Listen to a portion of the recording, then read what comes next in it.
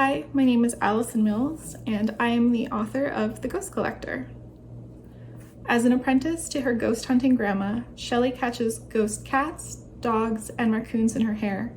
She helps them move on to whatever comes after death, and she watches her grandma do the same with people.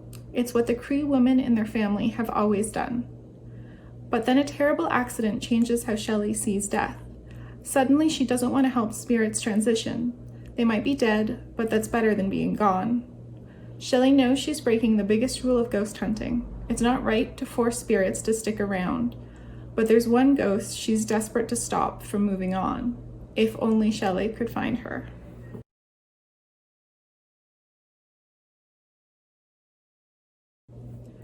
Growing up, I heard a lot of family stories about how my great-grandmother could find the bodies of people who went missing in Chapleau, Ontario, where my family is from.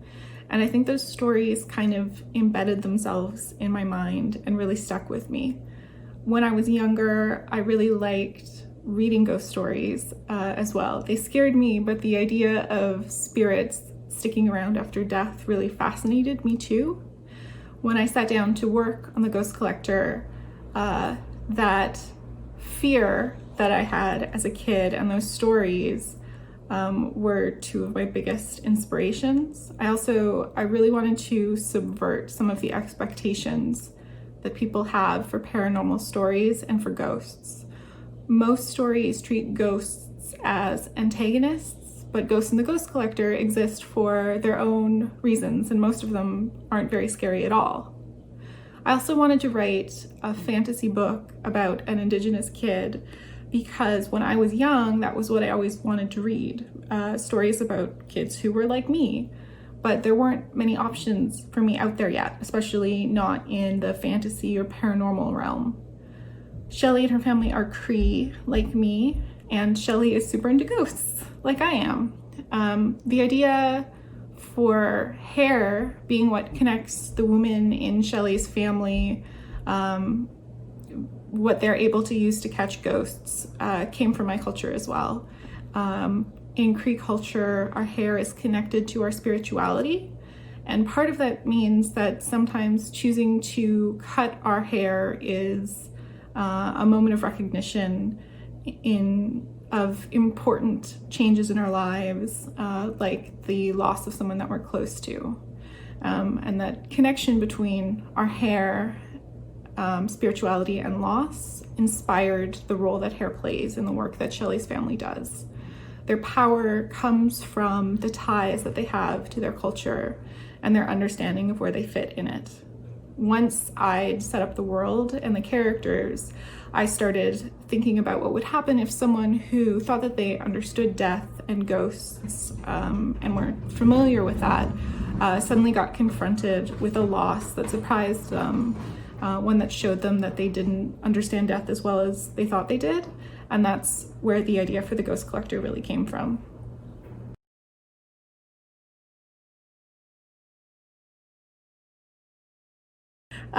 That's kind of a tricky question to answer. The short story that eventually became The Ghost Collector, which is called If a Bird Can Be a Ghost, is definitely where most of the work on the novel started.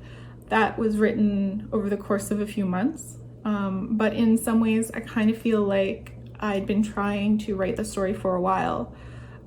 It's a joke among my writer friends that I'll put a ghost in anything, or that everything I write has a ghost in it. And The Ghost Collector kind of, in some ways, feels like a culmination of a bunch of half-finished projects that I set aside, or other short stories that I wrote and then never did anything with. I just really, really wanted something with a ghost, I think. Turning the short story into a novel was a new process for me. Although I'd written novel-length works before, I did an MFA in creative writing at the University of British Columbia, and my thesis for that was a children's novel that never saw the light of day, and also involved a ghost, actually. But I was approached by my editor at ANIC, Claire Caldwell, about possibly turning If a Bird Can Be a Ghost into a book. And after she approached me and I thought about it for a while, I decided that I thought that was a good idea. I wrote an outline and a couple of sample chapters to send to her, and once they were approved, and Claire and Anik Press decided that, yeah, they were interested in pursuing it, I turned my attention to actually writing the novel. That was around May 2018. So I completed the first draft of the book in November, and it went through a few rounds of editing. I think February is when we were happy with the final manuscript for the book, which means in some way that the book had a very quick turnaround time.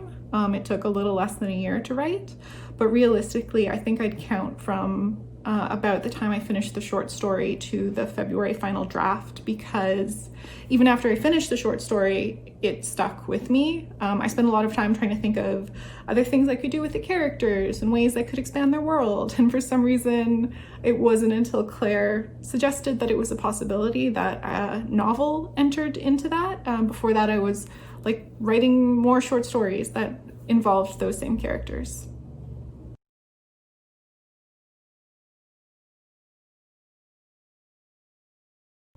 My favorite character is Joseph.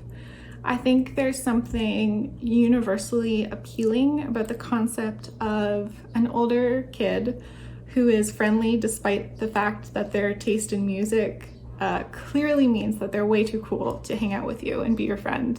He's sardonic and smart and kind of counterculture, which I think is kind of everything you want in an older sibling stand-in when you're younger, or even now as an adult. Joseph provides an anchor for Shelley as the most self-aware ghost in the book, even when it turns out he doesn't have all the answers she's looking for.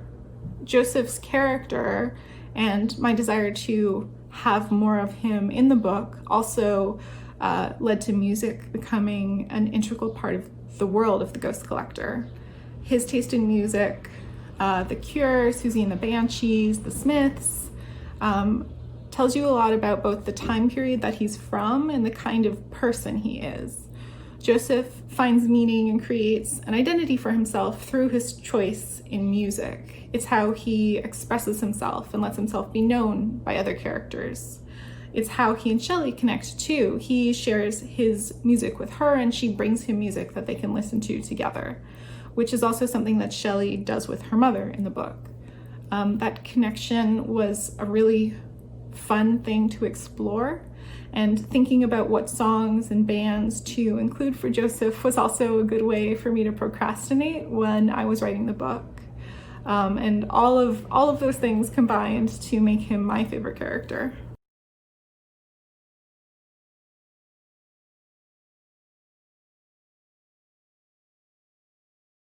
There are a few strategies that I use to try and combat writer's block. One of them is that I am really big on outlining. I outline my projects before I start them, but I'll also, if I get to a point where I'm stuck or I don't know what should happen next, I will go back and I will re-outline, not necessarily rehashing everything I've done, but going over what I think needs to happen next, to help me think through the progression of plot and the emotional arcs of characters. I'm not married to the outlines that I have. I really love being surprised by things that happen or choices that characters make as I'm writing a story, but it is a good tool to help me think about what should happen next or what could happen next. Sometimes that going back and outlining too when I'm already like halfway through a project will help me think about the choices that I've made and where, you know, there might be a lack of action or a character might not be making a choice where they should be making a choice, not being as active as they should be, to help me think through changes that I need to make to get out of writer's block. There's a concept called planners and pantsers, so people who plan everything that they write or people who just write by the seat of their pants, and I am definitely more on the planning side of things, but also I do like to be surprised. I'll also talk through problems that I'm having in a story, or places where I'm blocked with friends, or or just to myself. There's a concept in software engineering called rubber duck debugging, where you explain the code that you've written line by line to just like an inanimate object, a rubber duck. And I think that works really well with writing too. I will, just like sit down and talk through the plot out loud to myself. And sometimes doing that, or like calling up a friend and saying, oh, I really want to, like, I'm stuck and I need to talk this through with somebody, will help me figure things out for myself. I don't really need the other person there, although it's nice to chat with friends, just to help me look at things in a new way, rather than seeing it written down on a page. Talking about it out loud, I guess, like stimulates other parts of my brain. Sometimes too, being blocked can just be like an issue of I've been sitting in the same place for too long, or everything is too much the same around me, and I just need to move, to get a change of scenery. Instead of writing in like my bedroom, move out to the living room or the kitchen, or sometimes you just need to like put down a project and walk away for a bit and then come back to it when you're refreshed, rather than pressuring yourself to get stuff done and get something out and on the page. Because I don't think it's necessarily healthy to just hit your head against something for a long time if you're not getting anywhere. Sometimes you just need a break and just need to be kind to yourself.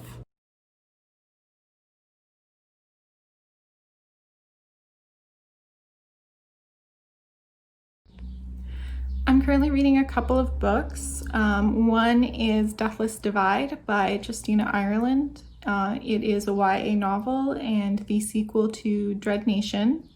And Dread Nation, the series, takes place in a world where during the American Civil War, the dead started rising at the Battle of Gettysburg, derailing the whole war.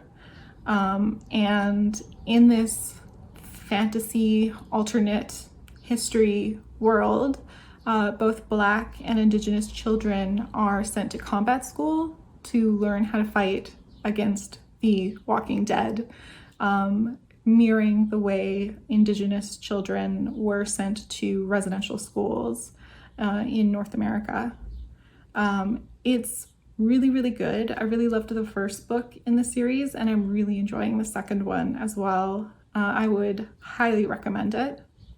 I'm also reading Abolition Now, 10 Years of Strategy and Struggle Against the Prison Industrial Complex, which is a book from Critical Resistance, an organization that looks at how to abolish the prison industrial system in the United States, and which I think is extremely relevant right now and important to read, especially for those of us who, even if we're not white, are not Black and don't have that perspective. I think one of the best things you can do to be an ally is to read Black scholars and activists talking about the problems with policing and the prison industrial complex system, not just in the US, but everywhere.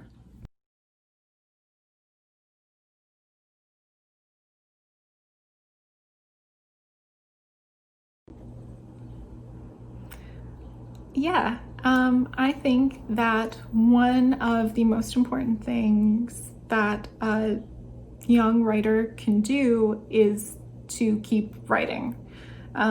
It's a cliche, but I think practice really does make perfect. Writing, although I think it gets called, as with like all artistic things, you hear people talk about it being a talent, or so-and-so being so talented all the time. But writing is really a skill. It's something that you can develop and hone over time. And the more you do it, the better you are at it. So practice and just keep going. And I think part of that is also not comparing us yourself to published works. Novels are the labor of many people. Novelists have editors and other friends who are also writers who have looked at things and given them feedback. There's a lot of behind the scenes work that goes into something that's made it to publication, and that is kind of glossed over when you just see the words on the page. I always have many drafts before I get to something that I am willing to show to other people.